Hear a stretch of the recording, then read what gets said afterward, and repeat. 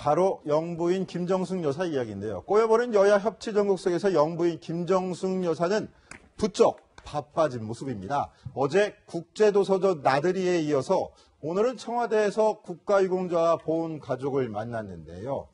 자, 강병규 기자. 네.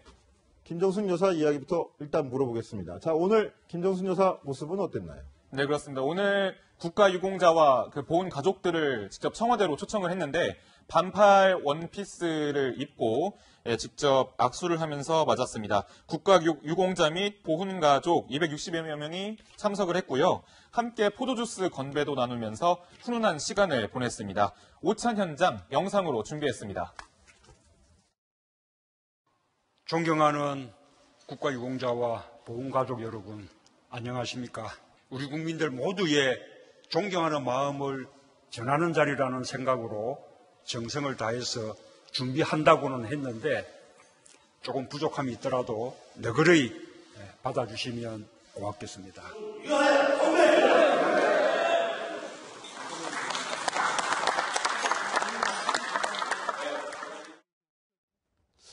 아까부터 제가 좀 의문이 드는 부분이 있었는데 이번에는 확실한 것 같습니다. 문 대통령 뭔가 좀 바뀐 것 같은데요. 자, 이현수 기자. 네. 머리 색깔이 바뀐 것 같아요. 네, 느끼셨습니까? 머리 색깔이 좀 짙어진 것 같아요. 지금까지 계속 의문을 갖고 있다가 맞는 것 같다 해서 여쭤보는 건데. 네, 지금 화면을 보면 확실히 그 전에 행사 때와 비교해봐도 머리 색깔이 짙어진 걸 볼 수 있습니다. 그러니까 원래 문 대통령이 대선 후보 시절 때 인위적인 염색을 하는 걸 좀 꺼려했다고 합니다. 그래서 대선 기간 동안에는 이렇게 머리를 감기만 해도 약간 자연스럽게 염색이 되는 그런 샴푸를 이용해서 이렇게 머리 색깔을 유지했다고 하던데 다만 이게 일률적으로 하는 염색이 아니다 보니 이렇게 뭔가 고루고루 분포가 안 돼서 이렇게 보이는 각도에 따라서 색이 좀 달라 보였다. 뭐 금발 같기도 하고 보라색 머리 같기도 하고 그랬다라는 이야기가 많았는데 오늘 화면을 보니까 확실히 좀 짙어진 게 염색을 아무래도 한 것 같습니다. 네, 그런데 오늘 참석자가 국가유공자와 보훈가족 초청 대상자가 260여 명이나 됐는데 이 260여 명을 대통령 내외가 일일이 다 사진을 찍어줬다고 합니다. 이거 보통 일이 아닐 것 같은데요. 그렇죠. 260명과 이렇게 사진을 찍는다는 거 참 힘든 일일 텐데 연예인들한테도 힘든 일일 겁니다. 이것을 하나하나 사진을 찍어서 또 집으로 배달을 해준다고 합니다. 이것이 뭐냐? 아무래도 소통 행보, 그다음에 탈원위 행보를 계속 이어나가겠다 이렇게 해석이 되는데요. 문 대통령 취임 이후에 홍제동 주민들과 만나가지고 셀카도 찍고 인천공항에서는 시민들과 다정히 사진을 찍는 모습을 보이면서 파격 행보를 이어갔는데 요즘 사실 인사청문회를 두고 좀 너무 강행하는 거 아니냐 이렇게 좀 비난 섞인 목소리도 나오지 않습니까? 그래서 국회와 잡음이 있는 상황에서 나는 그래도 국민들과 함께하는 모습을 보인다. 이러한 나름대로의 전략, 이미지, 메이킹 이렇게 하는 것 같습니다. 저희가 영부인인 김정숙 여사를 오늘 주제로 올린 거는 바로 이 문제 때문이기도 합니다. 자, 인사청문 전국으로 꽉 막혀 있죠.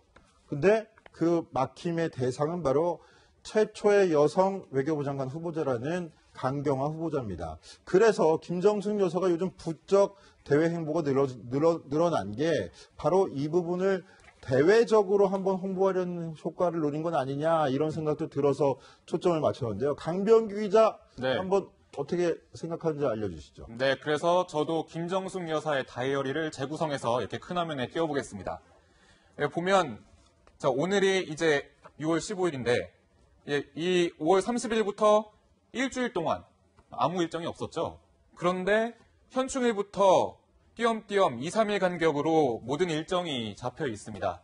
근데 보니까 이 6월 6일 다음에 6월 7일은 강경화 후보 청문회거든요. 그러니까 하필 좀 시점이 강경화 후보자가 일단 청문회를 돌입하고 그리고 강경화 후보자에 대한 그런 논란들이 불거져 나올 때 다시 김정숙 여사가 일정을 시작한 것으로 좀 보여지는데요.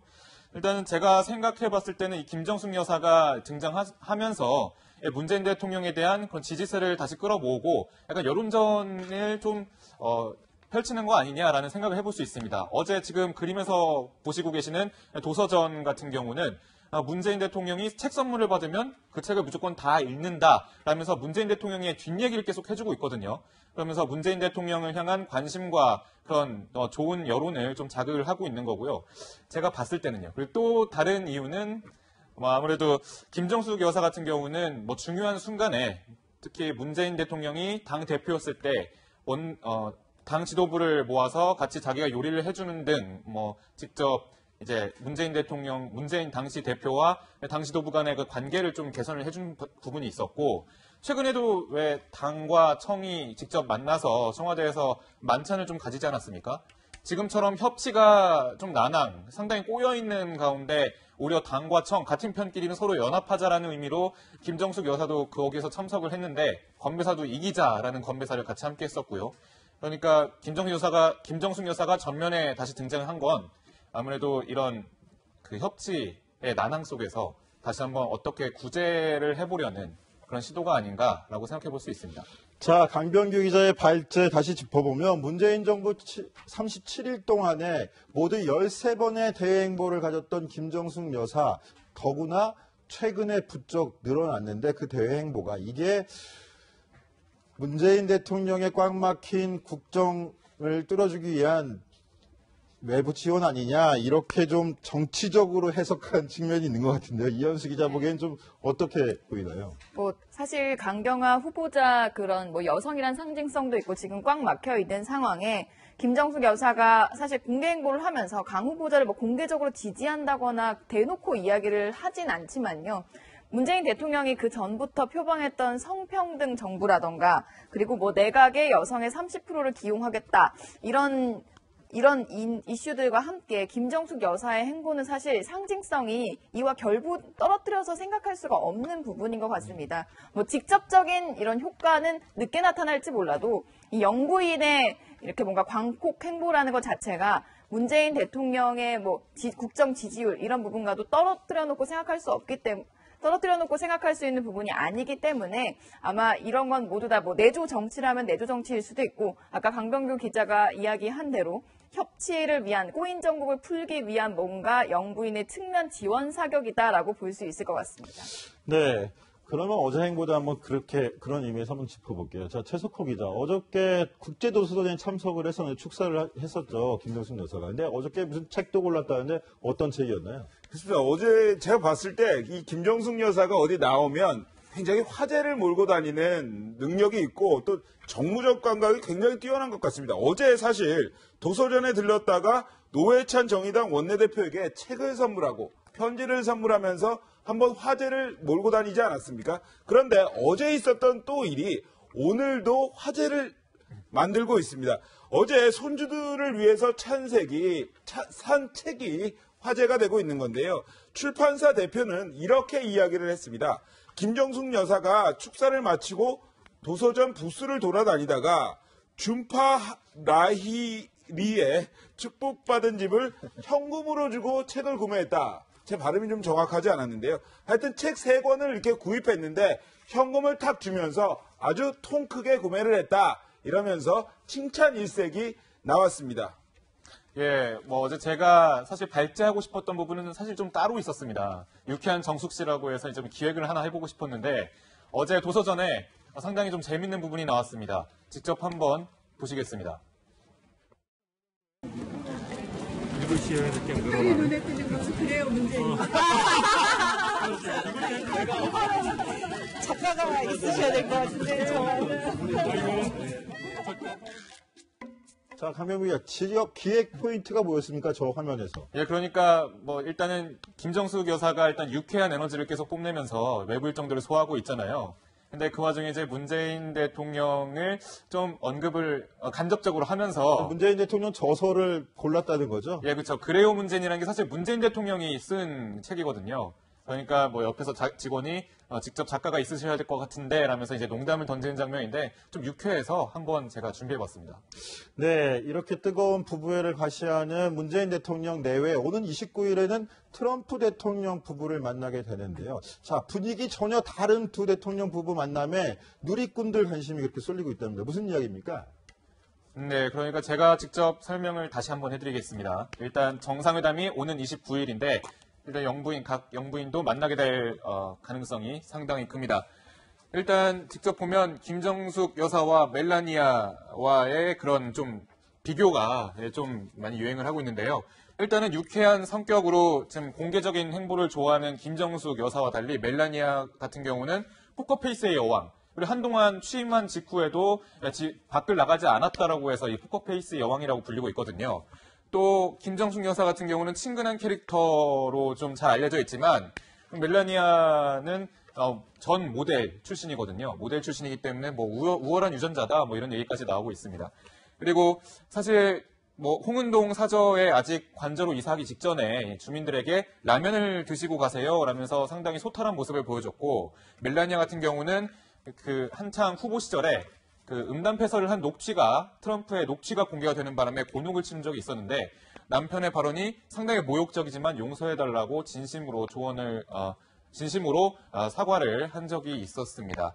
실제로 근데 정상회담이 이루어지고 있는데, 준비되고 있는데, 이 김정숙 여사의 팬 같은 경우에는 직접 옷 좀 제발 많이 사 입어라 라고 얘기할 정도로 상당히 응원과 지지를 아끼지 않고 있다고 하네요. 네, 여기서 방금 전에 들어온 속보를 전해드리도록 하겠습니다. 국회 정보위에 오늘 국정원이 긴급 현안 간담회를 자청하고 밝혔는 내용인데요. 국정원이 북한의 김정은이 미사일 발사 7번에 모두 다 참석을 했었다. 그러니까 올해 있었던 미사일 발사 7번 발사 시험에 100% 참석했다라는 내용을 또 보고를 했고요. 김정은이 올해 공개 활동 절반이 군사 활동일 만큼 그렇게 군사적 행동에 큰 관심을 보이고 있다는 내용입니다. 또 참수 작전 위협을 느껴서 정보 수집이 혈안이 돼 있다, 이렇게 국정원이 밝혔는데요. 어떤 내용인가 하니 한미 군 당국의 참수 위협 때문에 본인의 벤츠 전용 차량도 안 타고 간부가 이용하는 일본제 외제 차량을 타고 다닌다, 이런 내용으로 국정원에서 그 국회 정보위에 보고를 했다고 합니다. 또 다른 내용이 국정원이 이번에 북한 인제에서 발견된 북한 무인기에서 모두 551장의 사진을 수거해냈고, 그중에 성주 사드 부지의 사진과 군부대 사진이 상당 부분 있었다는 내용도 밝혔습니다. 네. 아까 조금 전에 나왔던 내용 중에 이제 김병규 기자가 소개를 할 때 그래요 문재인 책은 문재인 대통령이 쓴 책이 아니고요. 고민정 청와대 부대변인을 비롯해서 지지자들이 함께 엮어서 낸 책입니다. 예, 알겠습니다. 속보 전달 중에 이현수 기자 갑자기 들어서 깜짝 놀랐는데 적절한 정정이었다고 생각합니다. 예, 정치데스크 60초 후에 돌아오겠습니다.